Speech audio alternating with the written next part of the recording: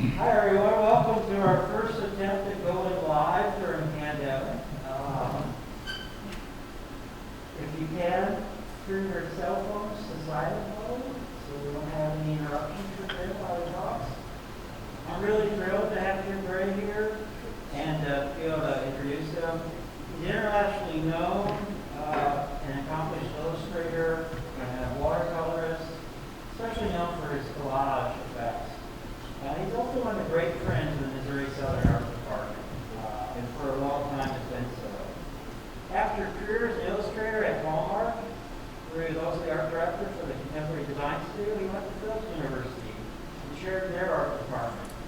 He was also the director of the university publications, and he led several alumni trips to Scandinavia, Europe, and the former Soviet Union. When Phillips dissolved, we were lucky enough to get him to come here and be our, he was head of the department at that point. Once he got here, he brought the Scandinavia trip with him. First year, I believe he took students for an entire year. Is that right? And we've got that back a bit. We've got it down to about 5 weeks. But we went on and continued that trip for 24 straight years until we had to cancel the summer trip because there was nobody flying anywhere this summer. We hope to get that back up and running again next summer. Not on all the wood available in the world. But that's just a real great testament. And what a great thing for a university that's built on international emphasis and mission to be able to have such a long-running program. It is, or was, the longest continuous trip in Missouri Southern, and also one of our longest study-abroad trips, that were led by faculty. So it's really one of the gems here at this institution. Jim also continued on doing watercolor workshops in Sweden for many, many years, where he's very popular and in demand. He's also done illustration and collage workshops, not only there, but throughout the Southwest. He's got gallery representation in Nashville, Tennessee, and Mohawk, Sweden still, as well as some works here in Joplin. And you might be able to pick some works up here on our campus right now. Let's give Jim a really great big welcome, and thank you for coming through and showing his work with our institution.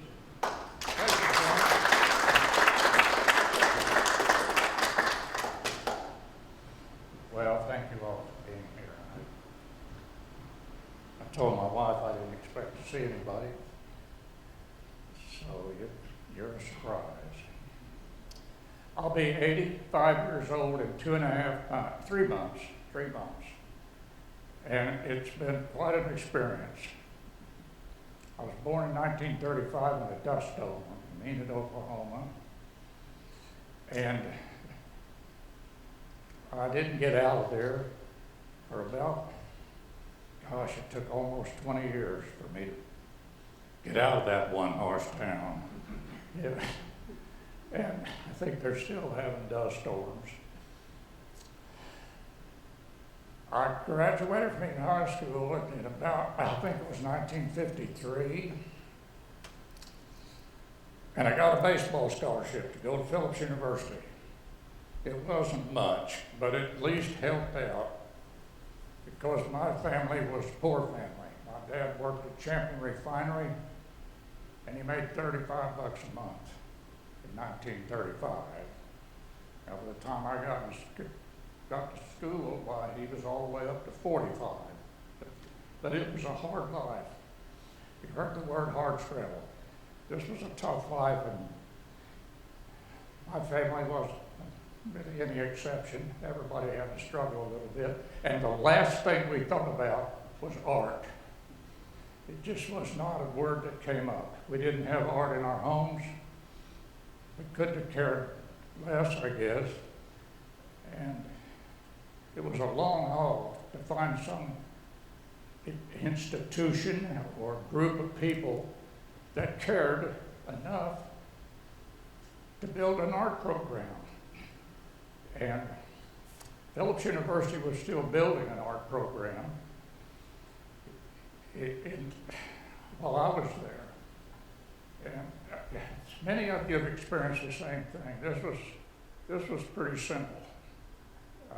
Most of the things we had were hand-me-downs from churches and the military. You know, people would give us drawing boards and a little bit of everything to work on, and it was an interesting beginning. And I worked there for several years as a student, and every one of us was going to get drafted, and we knew it. This was, let's see, 1950, about 1955, 54. The Korean War was still going on, and most of the guys were just reconciled going to the military. That was just the way life was. And in 1957, I believe, one of the Hallmark recruiters came by and looked at my portfolio, which was the worst portfolio I've ever seen. It was 2 pieces of cardboard, and it had some of that blue tape wrapped around it. And there were some odds and ends, drawings, and so forth. But something caught the recruiter's eye, and I think it must have been the drawing, because there was beginning to be a reaction to abstract expressionism, which was popular at that time. I mean, really popular. Most of the art teachers would rather we painted with a broom or shot it out of a cannon, and they didn't particularly care to see us tighten up very much. And I was too young and inexperienced to really challenge that. So I spent a little bit of time shooting paint out of a cannon. we did quite a few experimental things, and we used a lot of beeswax with our paint. There was no such thing as acrylic. All we had was oil. Those of us that had the means had a very, had a pallet of maybe 10 tubes of oil and a big chunk of beeswax. And we would mix that beeswax as an extender, and then take a hot plate and, cook the beeswax on the surface of the painting. Now this was 1954, 55, 56. And I hold the record, I believe, of catching 3 paintings on fire. and it was really, really dangerous. But it was fun, and it created some optical effects that you can't really get any other way, and I'm surprised that the technique has died out. But at least that's where it started. And Brenda, that's where it got exciting for me, is we were doing something I had never seen before. Probably, we were sprinkling sand. We used a lot of sand mixed with the paint, and textures that would be unusual and probably more appreciated by art majors than what most of you would enjoy if you started painting. But anyway, after 3.5 years, I had a recruiter in, and Mr. Carr from Kansas City met personally with me. And it was just an informal visit. And when he left, he said, how soon could I go to Kansas City? Which was really, really shocking. And I said, well, I graduated midterm, so I could be there in January. And after a cold trip to Kansas City, I started in January 1957 at Hallmark, and I worked there 9 years as a designer artist. And about that about 3/4 of the way through that, I got a call from Phillips University to come back and start a graphic design program, which I was eager to do because by that time I had enough contact with teachers from the local communities, the Kansas City Art Institute and so forth, and I really looked up to those people. It looked like the greatest job in the world to be a teacher. So I went to Phillips and started a graphics program, but I only had 1 year's leave from Hallmark. And I stayed 28 years trying to get that program off the ground. And during that time, we didn't have any other course but to enlist the university as an account and just started to do production jobs for the university. And we walled off an area, got some drawing boards and some Dazor lamps, and started a little production unit right in the university. And the department head said, "Bray, you're running a slave labor camp in there. And the IRS is going to get us." And I said, "No, they can't because we're church related." And they never got us. And we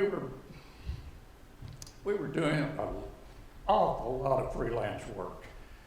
And the reason I mention that, when those young people graduated and went to interviews, the art directors would say, "Yes, but do you have experience?" And the kids would say, "Yes, I do.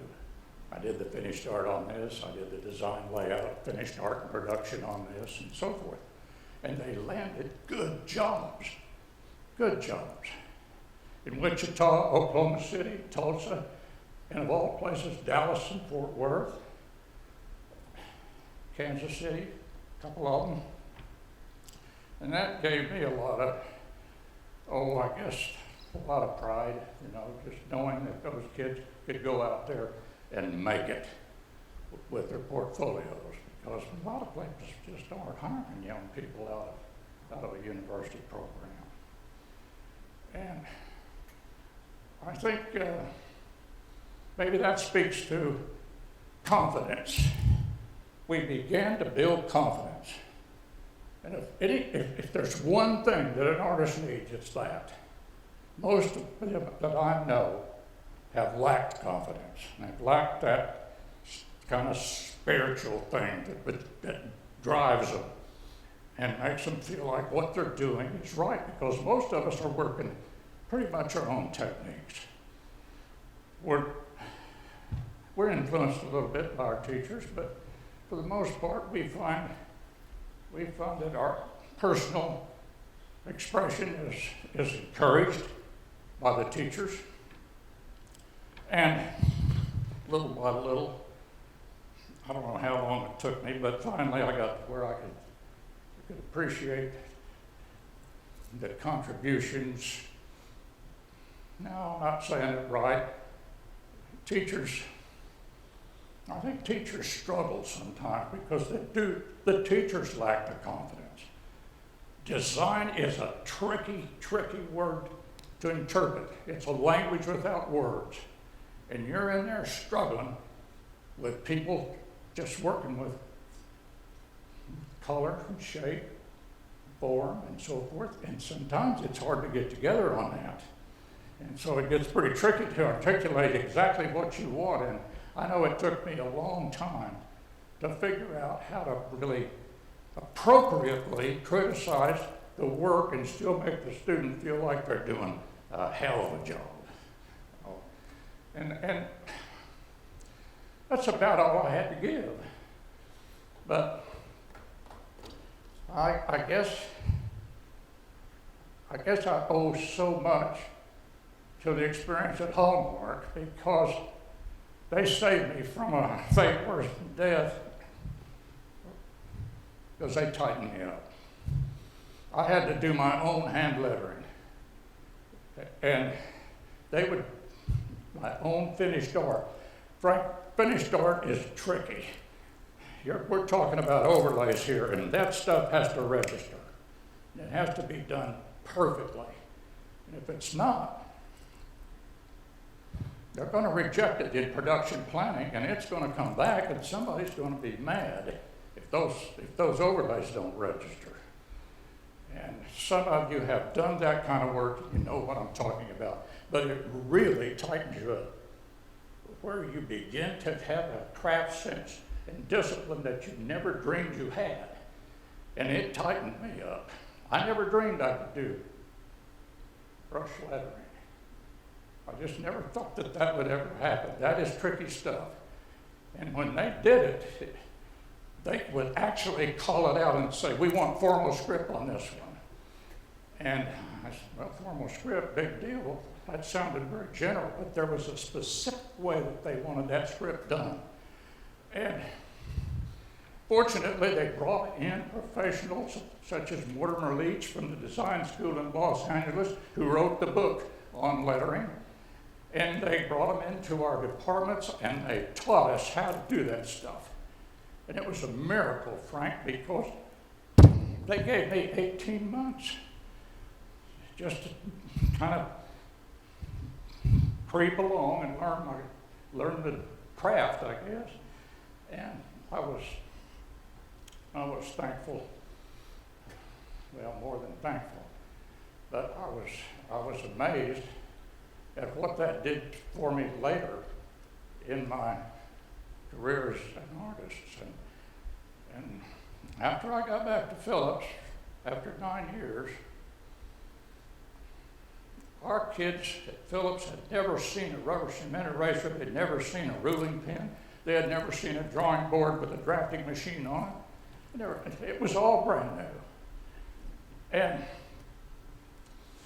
looking back, it sounds fun to have built that kind of program where people had their own room, and they had their own board, and they had their own this and that, and they were able to do not just the design and layout, but the finished art on this stuff. And every once in a while, the president would come over with a job. And we got a little reputation. And when I left, I walked out of that classroom, and that wall behind me was full of awards. Some of them were, well, awards that we received in competition with OU, Texas University. Oh, let's see, there were a lot of them. I can't remember all of them. But it was gratifying to know that we had lifted this thing up to a level where we felt competitive. And I thought, my gosh, the job is far enough along that I can go back to Hallmark, and Mr. McCloskey, my boss in contemporary design, offered me a chance to come back, and I said I'd do it and sold the house. No, I'm not telling that right. I listed it with a realtor, and lo and behold, my department head came over and took the sign out of the yard. And that's the first time I felt like I was really part of the group. And as I say, I stayed 28 years. But Phillips fell on hard times. We had a great international program. Lots of people from China and the Far East. And one of our faculty members met a guy who shook the hand and petted a dog that belonged to a fellow from Sweden, and we made a contact with the Moshapokskola in Sweden. And we tried a new program where we sent a group of roughly 17 to 20 students to Malta, Sweden for a semester. And after I heard the results from the first person who promoted that program as a director, I was licking my chops to go. Only I wanted to take artists if I could, art majors. And we did it, and we did it in style, in my opinion, because those kids, we knew when we went over that we were going to do a magazine. And I've got that magazine today, and I keep it under lock and key because it's the only sample I have that fully illustrates what we did over there. And we took field trips to Berlin, field trips to St. Petersburg, and field trips to Russia. And each time, the students shot it, meaning we photographed it and we wrote about it. And we took all that and put it together and printed a magazine that I still think is maybe the best thing that ever happened to me as a teacher, is watching those kids put that thing together. And little by little, these things begin to kind of pop up along the way. Programs, we started expanding the program a little bit. But the important thing about it for me was the exposure. I was on the plane with kids who had never been east of the Mississippi River, well, they just had never been anywhere. And the culture shock was pretty obvious, and we stayed 4.5 months, and they learned the language. That was part of the requirement, but they had a choice of German or Swedish, and most of them took Swedish. But when I brought them home in January, I was just amazed at how much Swedish they had learned and how well they could communicate. And that's a step up for Enid, Oklahoma. That there was no one that had ever been anywhere. And while I was there, and I'm talking about opportunity. This is unbelievable opportunity. I was sitting with a friend that asked me to go to Stockholm to attend the program. And while I was there, I felt restricted to some point because everybody was speaking Swedish, and I really couldn't talk to many people. And I sat down in a comfortable chair next to a fellow and asked him to explain to me about Alfred Nobel. I knew I had a general idea of who he was, and I knew he invented dynamite, but that's about all I knew. He elaborated a little bit. And I get back to the Folkhemskola from Stockholm. It's a cold winter's day, and I go over to what's it called? The classroom building, and there's a letter there, and it has three crowns embossed in the envelope. And I opened it up and took out a card, and I couldn't read it, and I handed it to the rector, and he said, "Jim, you've been invited to the Nobel Festival in Stockholm." And he was astonished because he said, "There's no one in Sweden that gets invited to that." And so I felt very special, and we rented a car, drove to Stockholm, attended the festival. It was snowing, and I couldn't get in the opera house because I didn't have a tuxedo. And the officer finally said, "Well, what we'll do is put you upstairs with the foreign press." And that put us right above the stage where all of the people were, we had probably the best seat in the house. And my sons took pictures of this that I'll cherish all my life. And wrapping that up, this trip, this cycle, I guess, from industry, school, industry, and then back to school.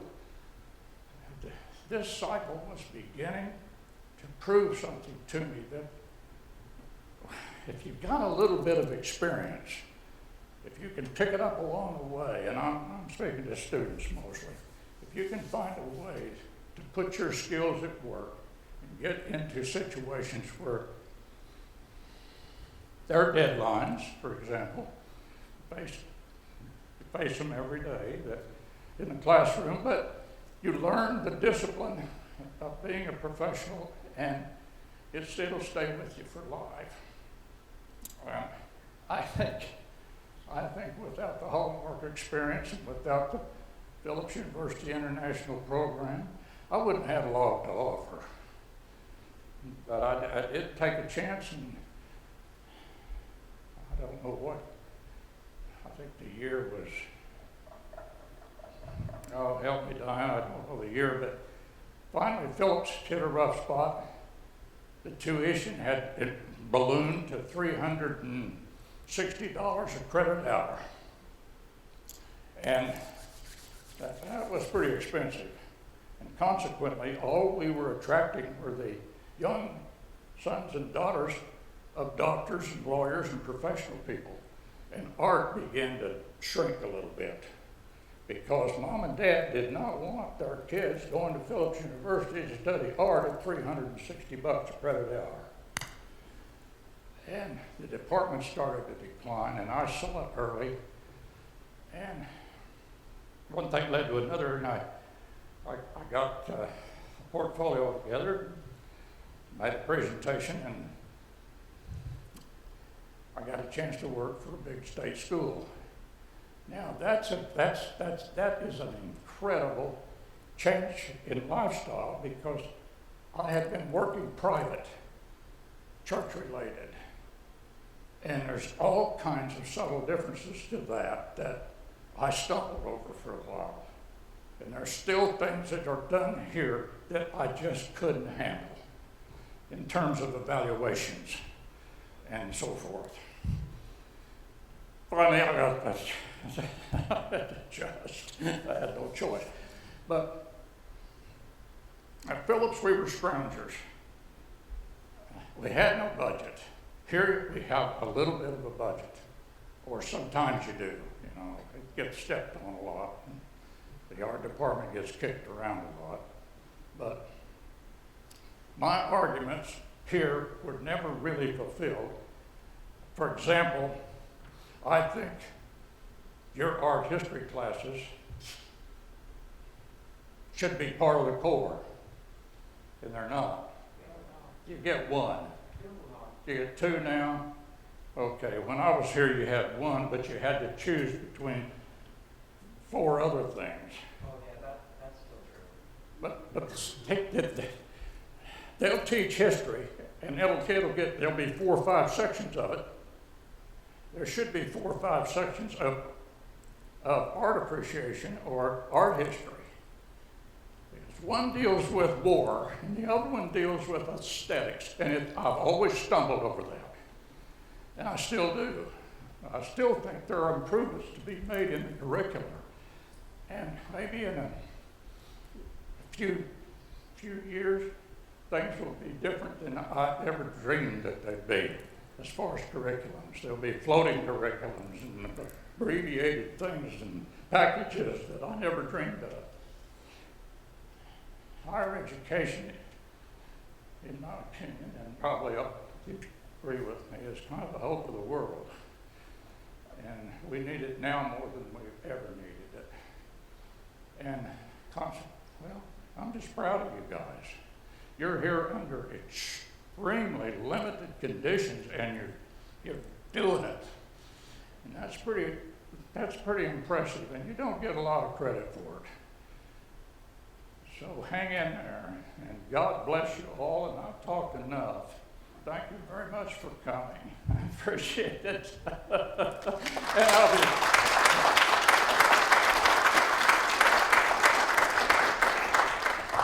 As a wrap up on a lighter level, I've got something in my pocket here I wanted to share with you, and then I'll step down.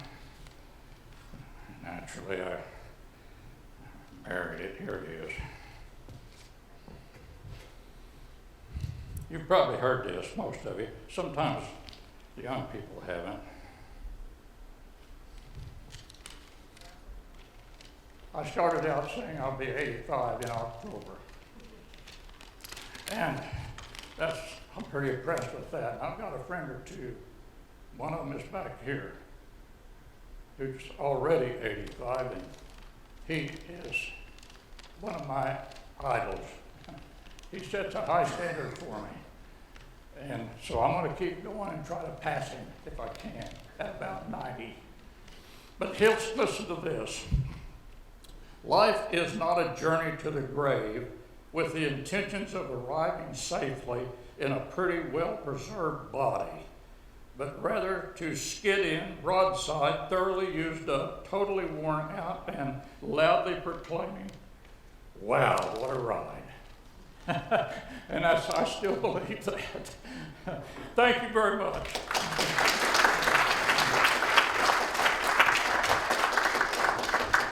Any questions for I'm all right. Bray? Christine, I'm going to need your hand. Get down. So if there are any questions, we are going to have an hour of Thank a you. viewing reception. Oh, And so you're welcome to come over to the gallery to look at the show. We are only allowing so many people in the gallery at a time, so we'll meet you over there here in a moment. Do you have any questions for Jim that you'd like to ask? Yes. Yeah, I have one. It's not much of a question. It's I'm more not of a sure. You statement. may have to help me, Yeah. because I can't hear very well. Okay. It's less of a question and more of a statement.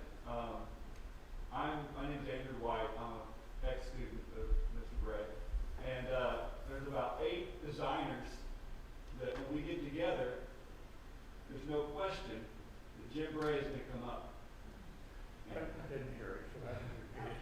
So because it's not a question, more of a compliment. Oh, well, thank you. He's a former student of yours, and about 8 designers get together, and you always come up. Well, thank you. That's Thank right. you very much. You've made an incredible impact in all of our lives. We're all working professionals in Northwest Arkansas. Well, thank you very much. That's awful Some nice of of those you. names include Gabe Gray, Robert Hanlon, me, Andrew White, Janelle and Grant Cottrell. I don't know if you remember any of those students. Thank you very much. Yeah. Thank you. You know, and I've written a paper or two trying to explain what I do, and one of the important things is I learn just as much from you guys. And I don't know how to define that exactly, but you just do. You just get a feedback from students that is, it's there. It's kind of like the air we breathe. In that atmosphere, you start to sense a challenge, and you do things that you didn't think you'd be able to do. And I would burn down. You know, I sometimes look back at the Phillips University thing, and I thought, well, I really burned out. I had to get to another level. But I think what happened was the world I was in was burning out around me. It all boiled down to money. We just didn't have the bucks. And that's so often true of the art programs. You know, Frank, Christine, they're going to be struggling with budgets, and it's going to be hard, especially hard, to maintain any kind of reasonable growth in the department.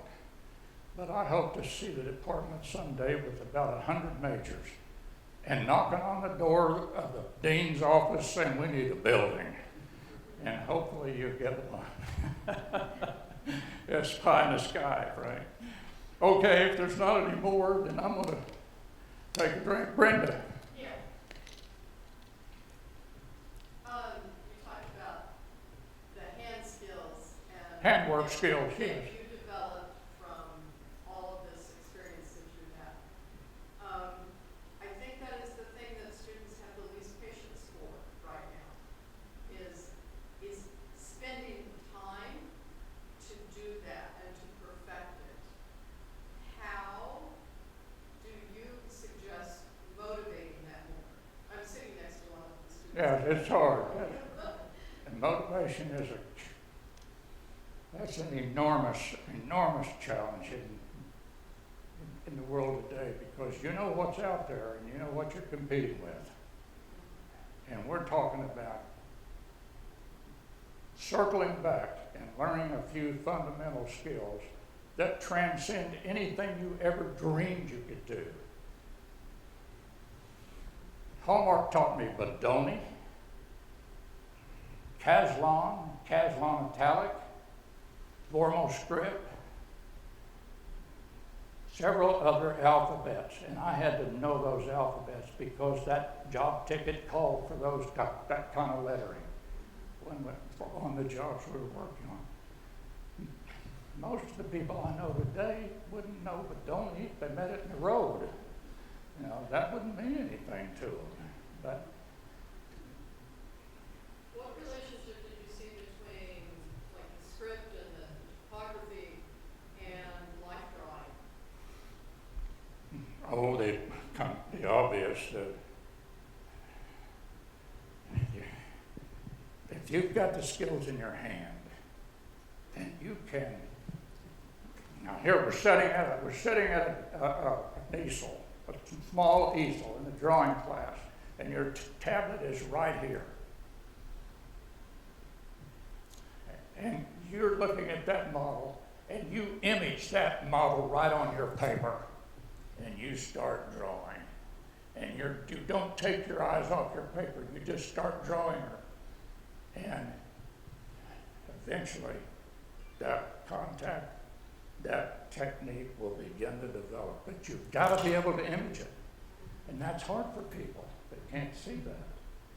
You know, go home today and think about all the number of people in this room and what they look like and all the peculiar characteristics and things around you. You need to image that stuff, be able to bring it back and recall it and put it on your paper. How do you teach that? Well, you do little exercises that are kind of unusual. You've done it, I know you have. Right.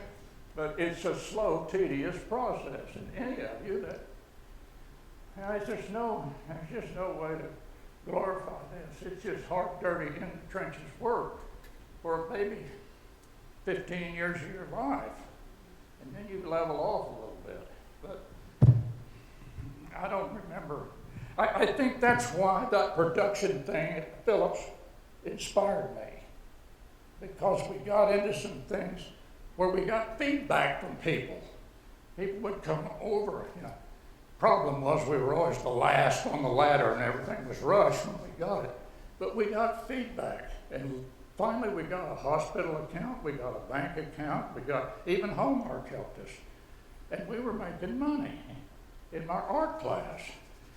And you never pull that off here, I don't think. But as a private school, we were able to make that work. Nobody paid much attention, but it developed the same kind of pride, I think, that a football team has. Because our kids would come to class knowing that they had won an award in a program competing with Oklahoma University. God, that meant a lot. You know, that meant a lot. You know, they're fighting a confidence problem to begin with. And knowing that you've been in competition, the same way with painting. I think everyone that starts out as a painter, and I think painting majors are going to get rare, but everybody that starts out should be willing to scrounge a few bucks and enter shows. Any competition, anywhere, it doesn't matter where. The Kansas Watercolor Society show, the Springfield show, whatever, but enter those shows because one of these days you're going to hit, and when you do, they're going to publish that painting in a catalog, and they'll send that catalog all over the United States. And there you are, Brenda Soggin, and there's your painting. Yeah.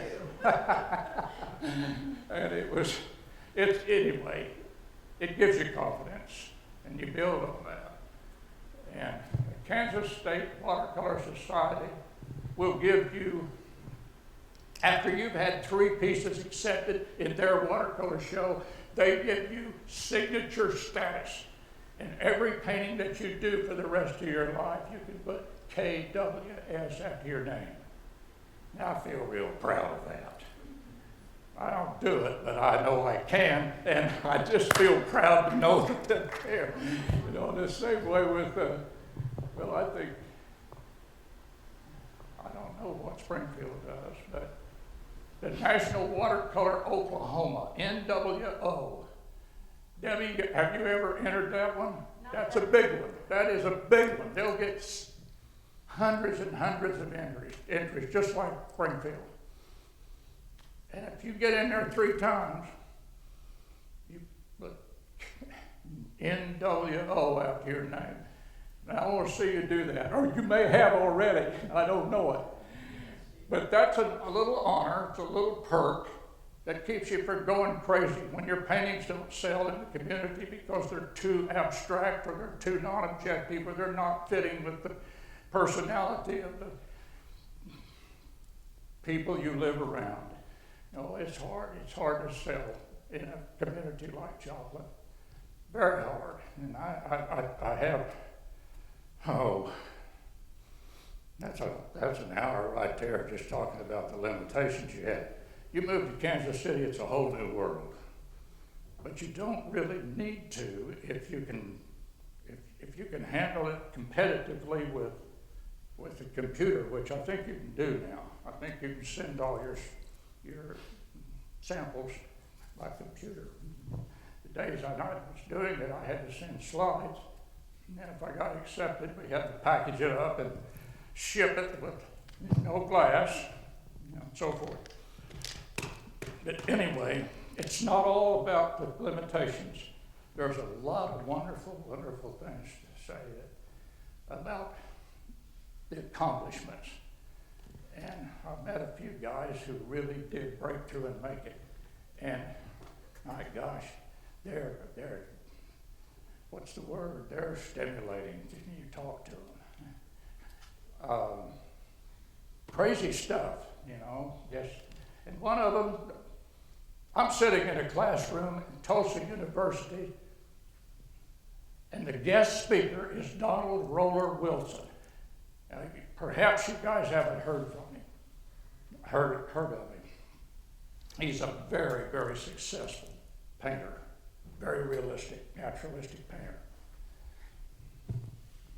He paints his subjects as apes, and his novelty caught on for a while, and it was really hot, and he'd get commissions from royalty in Italy and England and so on.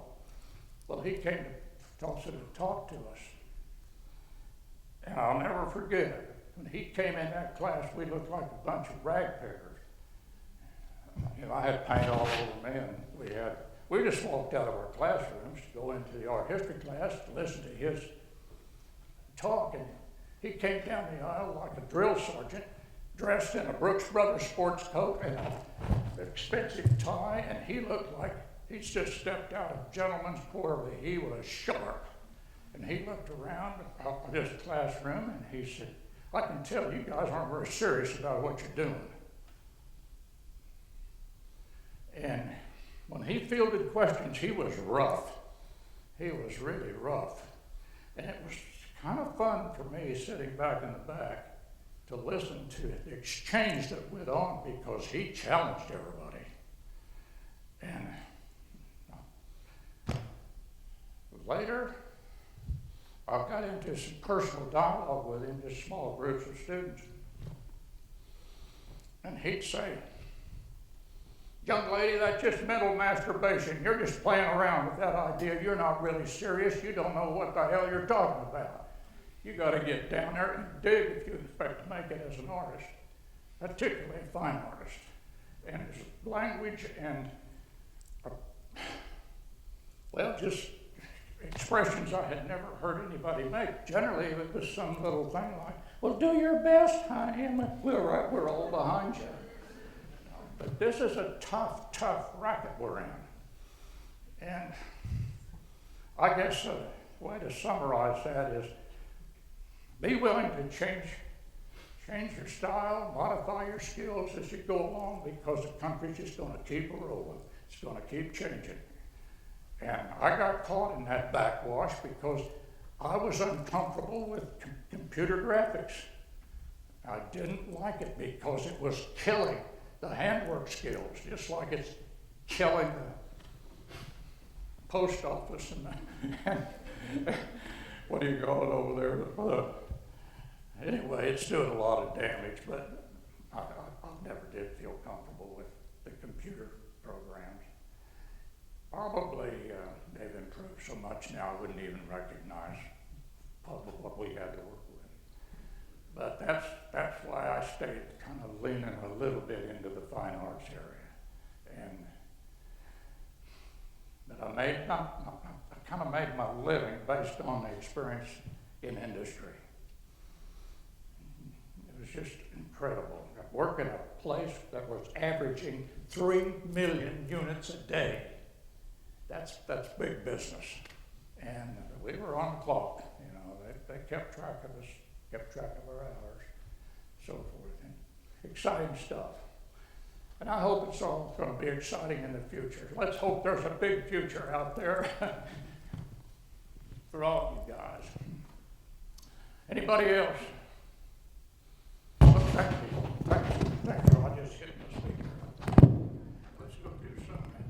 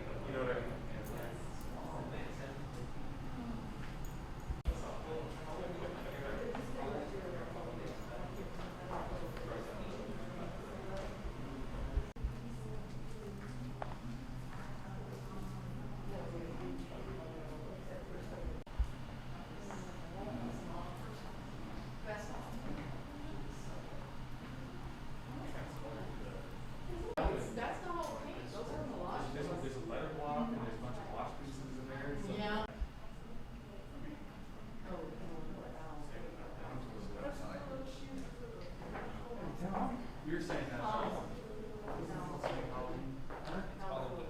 The Halloween Eve one over there, I think, is probably our favorite. Yeah.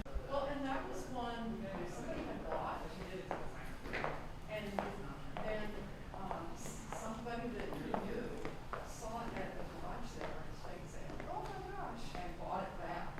Wow. And it's not cursed, but it's, Or that I know how to fix my phone. it's attached to it something, you know? Yeah. The ones that you can tell, it's really more of like the area over there. Boy, that could be it.